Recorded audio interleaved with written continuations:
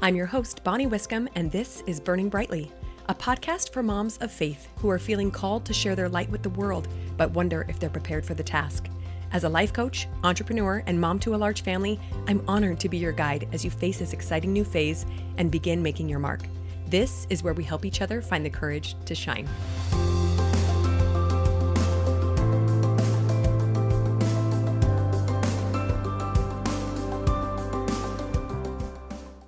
Hey friends, welcome back to Burning Brightly. Today I want to talk to you about a movie that I recently saw with my teenagers. It's called The Truman Show. If you've been around for more than 20 years, you've probably heard of it. And it is a really fun story about a man who was actually adopted by a production studio. And then he was raised by actors under ever-present cameras and a live audience. So, in other words, his whole life was a TV show and everything was created for him. So his family members, his boss, the random dog walker he said hi to on his way to work every morning, the newspaper salesman that he went to, even people who he never interacted with, who were just extras, they all had one job. And that one job was to be there if and when Truman needed them, to be able to interact with them, to be able to make his life better in some way. It's a fascinating look into life and what is real and what is not. So if you haven't seen it, I highly recommend it. But let's just set aside for a second the obvious moral dilemmas that come along with forcing someone to be on a television show without their consent. Okay, we're gonna put that aside for a minute. But think about for just a second the magic of living a life where everything is orchestrated for your good. Just think about that for a second. If you knew that everything that happened to you was for your benefit, what if you knew that the good that happened to you, the bad, the ugly, that it was all part of a plot to give you the best chance at happiness, just like for Truman? Kind of a cool thought, right? Whether you know it or not, let's just talk for a second about the idea that the world is conspiring for our good. Now, this isn't meant to just turn us into narcissists, right? We could walk around thinking, well, everything is for me and meant for me. No, that's not what we're trying to do here. We are going to instead try on a new story. And that story is that everything that comes at us is designed to help us succeed, grow stronger, or become better in some way. So try that story on for just a minute as we talk today. One of the very first things that I teach new clients about the world and their brain is that there are very few cold, hard facts in the world. We call facts in the life coaching world circumstances. And the definition of a circumstance is that it is something that everyone in the world can agree on. So when you think about it like that, the number of true facts diminishes drastically, right? What is one thing that the whole world can agree on? Well, maybe that grass is green. Now, a certain shade of green? No, probably not. That the sky, when there's no clouds in it, is blue. That there are people on the earth. Everything else that everyone on earth can't agree on is just a story. It doesn't mean it's not necessarily true, but if everyone can't agree on it, it can't be called a fact. So let me give you a few examples. You walk into a room. A fact would be there are 35 people in this room. A story would be there's a lot of people in this room, okay? Because not everyone can agree on whether or not there's a lot of people. Let's say he weighs 99 pounds is a fact. He is really skinny is a story. Another one, my sister-in-law said the words, "You are not very nice sometimes." That's a fact. She said these words. Everyone can agree that those came out of her mouth. A story might be, "Ugh, my sister-in-law hates me." But stories change all the time. The facts can stay the same and stories can be different from one person to a next, from one day to a next. Have you ever had the same thing happen to you one day and you make it mean something and then the next day you make it mean something else? Absolutely. That's how life works. Okay. So understanding the difference is really, really life-changing. Why? Like I said, because stories can be told and retold in a number of different ways. And here's the important part. We always hold the power to retell our story. Always. Can we control the facts of our lives? Sometimes. We could be in a bad relationship and choose to leave it. We can live in a rainy place and choose to move, right? Sometimes we can control some of the facts of our lives, but very often, even in these lives that we've controlled as much as we can, facts happen that we do not love, and we get to tell the story about what we're going to make it mean. Okay, that's so powerful. And probably the first thing that makes the biggest difference in someone's life when they start coaching and they start managing their mind is the power to retell their story the way they want to. So let's go back to this idea for a second about everything happening for our good. This is a story. choosing to believe that, that's a story that you choose to believe or not to believe, right? And it's actually a story that sounds pretty nice. Everything is conspiring for my good. Okay, sweet. That sounds amazing.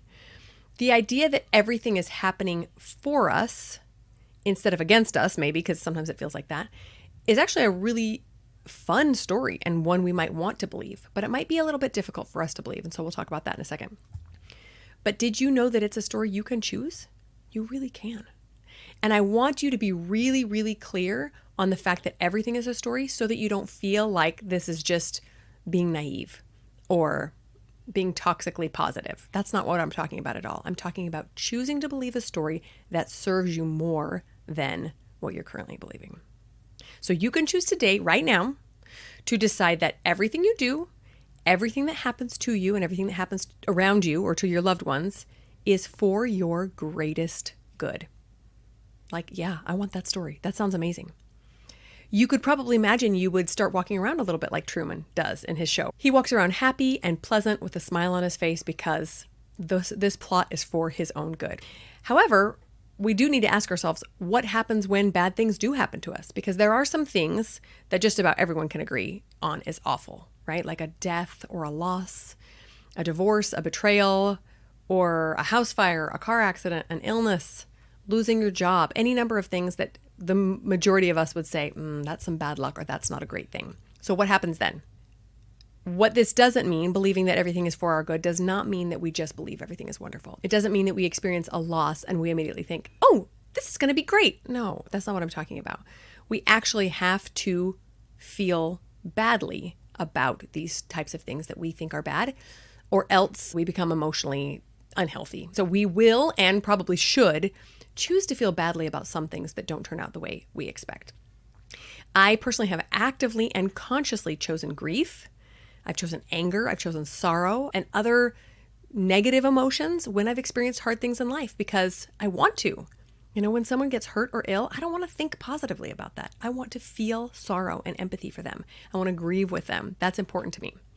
So what I'm saying is we don't ignore the negative emotion that come up, but the difference is once we feel these negative emotions, we allow them to move through us, then we can get to work looking for how this experience is for our good. The difference is how we move on past that.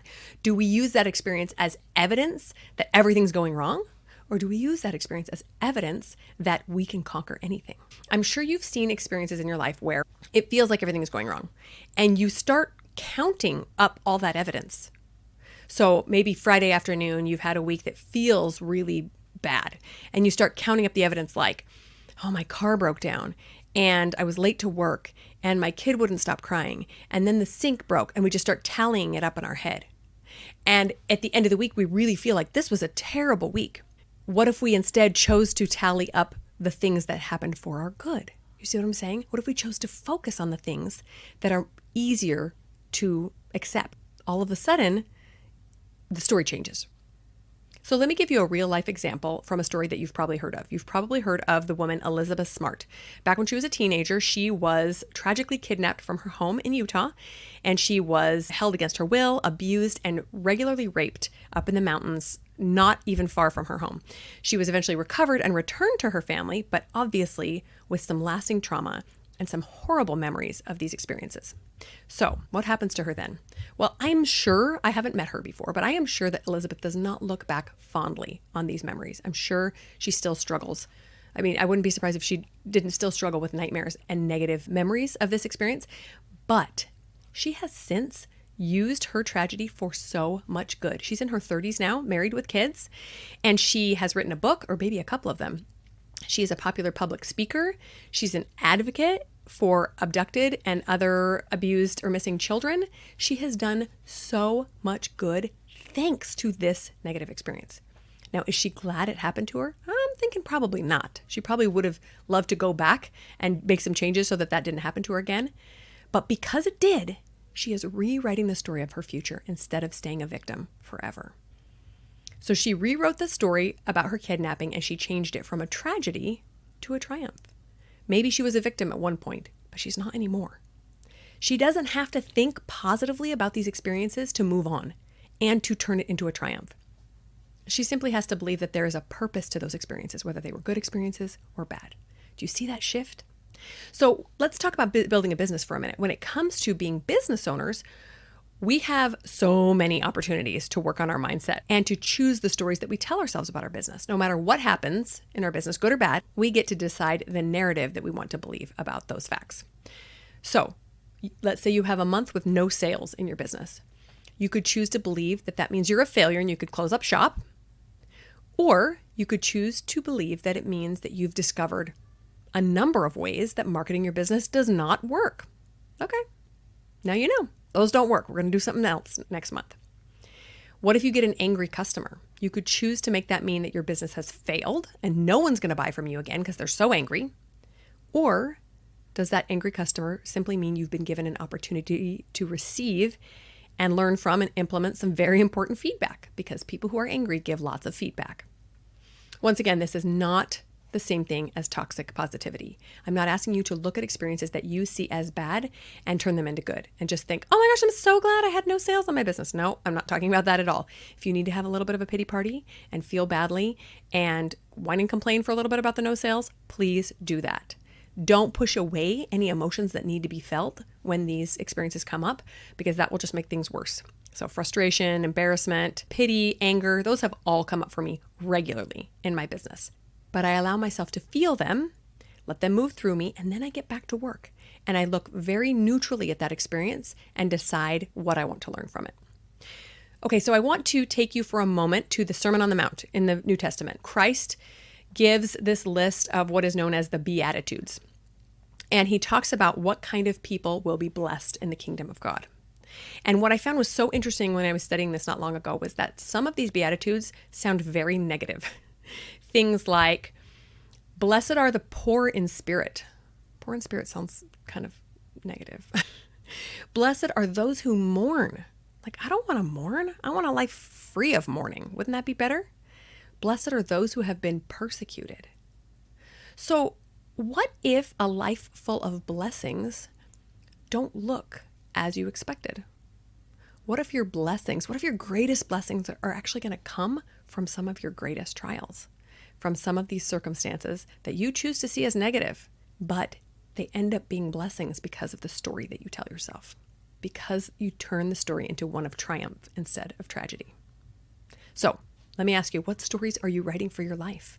Take a minute, journal it. What kind of stories and what kind of thoughts and feelings have been very prevalent in your life, especially around building a business if you've started already? Do you like the TV show that you're writing for your life, or does it feel a little bit like a tragedy? Are you believing a story that maybe you're a victim, or that things are happening to you and there's not a lot you can control? You can't change that story, or are you believing the opposite, that no matter what happens, it is all for your good? Okay, friends, get out there and examine those stories. We'll talk to you next week. Are you looking for even more wisdom and encouragement to burn brightly? Click the link in the show notes to download the free starter guide to building a business of your own, or to schedule a free coaching call with me. And if you loved this episode, don't forget to share it with a friend who might be feeling the call to burn a little brighter. Thanks so much for listening. I'll talk to you next week.